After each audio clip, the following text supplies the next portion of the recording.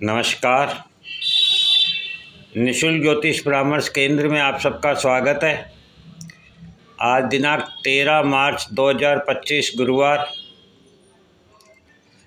जैसा कि हमने आपको बताया, अष्टम भाव बहुत ही महत्वपूर्ण भाव है। इसकी महानता और सुंदरता को यदि आप जानेंगे तो आप देखेंगे कि अष्टम भाव से किसी भी भाव का आप बहुत ही अच्छा प्रभाव प्राप्त कर सकते हैं, क्योंकि अष्टम भाव हमें स्थिरता और गहराई देता है।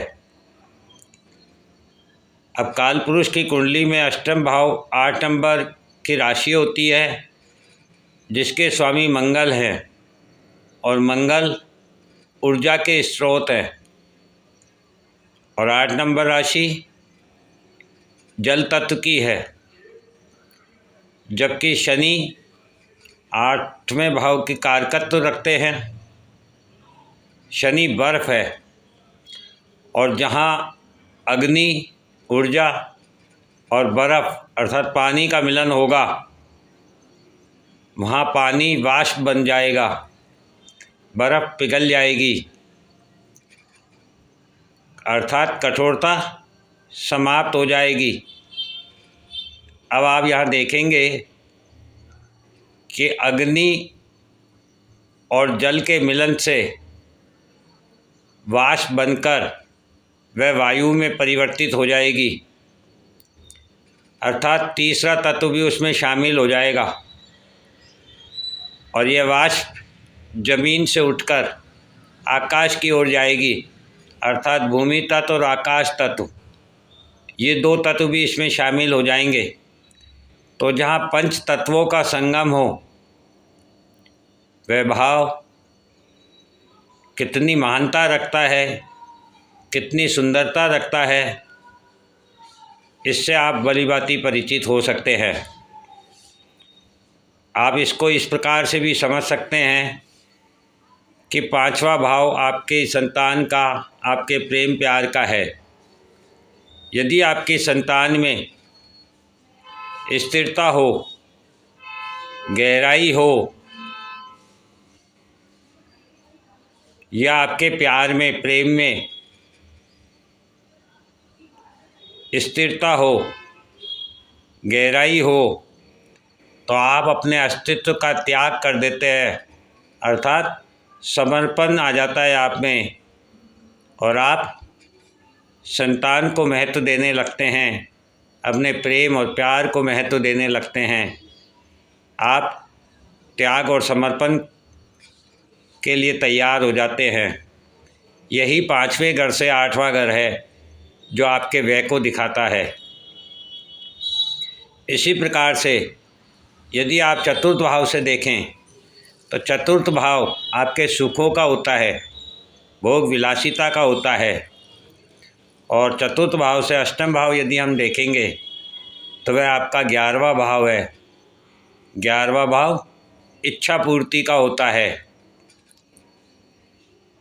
तो जिस समय आपको अपने सुखों में, भोग विलासिता में स्थिरता और गहराई समझ में आ जाती है, उस समय आपकी सारी इच्छाएं पूर्ण हो जाती है।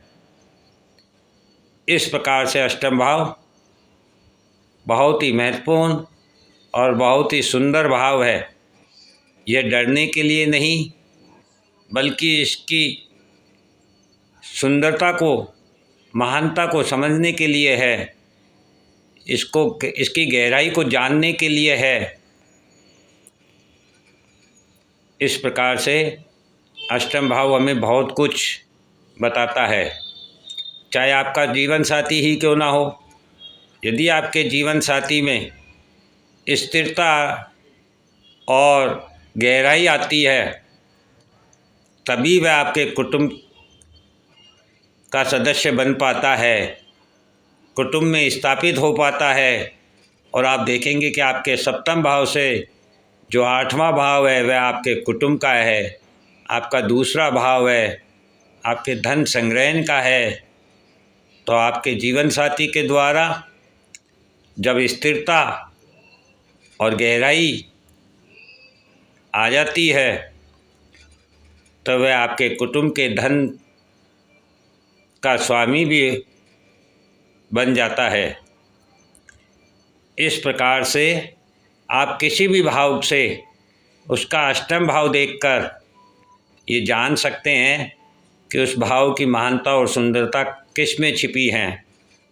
जैसे आपका कर्म भाव है और आपके कर्म भाव का अष्टम भाव आपका पंचम भाव बनेगा, और पंचम भाव आपकी संतान का, आपके प्रेम प्यार का है। तो जिस दिन आपके कर्म में स्थिरता आ जाएगी, गहराई आ जाएगी, उस दिन आपको आपकी संतान से प्रेम और आपके प्रेम से, प्यार से, अफेक्शन से आपको सुख प्राप्त होगा। इस प्रकार से आप किसी भी भाव से उसके अष्टम भाव की स्थिरता और गहराई को समझ सकते हैं और जान सकते हैं कि उस भाव का प्रभाव आपको किस प्रकार प्राप्त होगा और कहाँ से प्राप्त होगा। इसके अलावा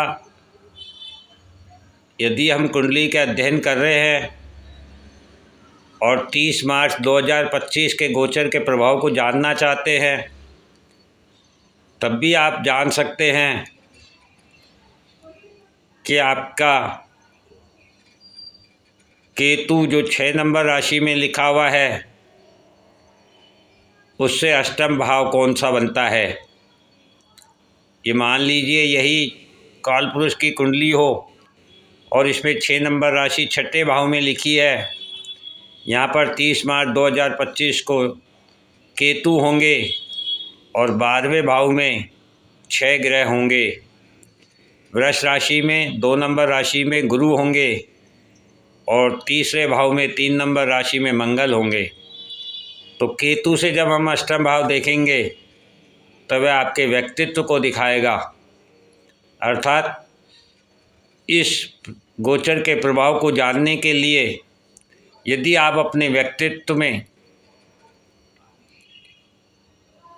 अस्तित्व में स्थायित्व लाना चाहते हैं तो आपको अपने ऋण रोग शत्रुओं पर स्थिरता और गहराई लानी होगी।